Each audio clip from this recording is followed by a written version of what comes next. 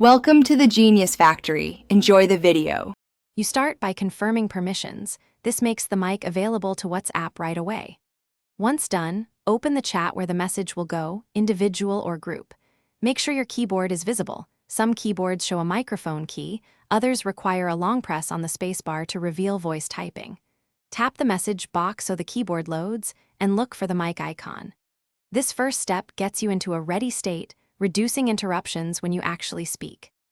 Now activate voice typing by tapping the keyboard microphone or long pressing the spacebar if your layout uses that shortcut. Speak in natural phrases, but pause briefly to let the engine insert punctuation.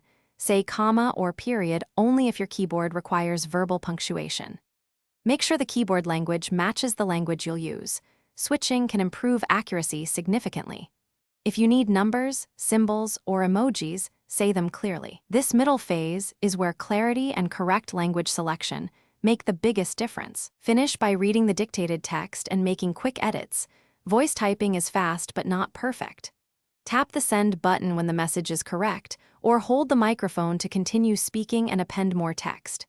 If you run into issues, no sound, wrong words, or no mic icon, check microphone permissions, restart the keyboard, or switch to an alternate keyboard app. One key troubleshooting tip: toggle the phone's microphone permission for WhatsApp and then reopen the chat.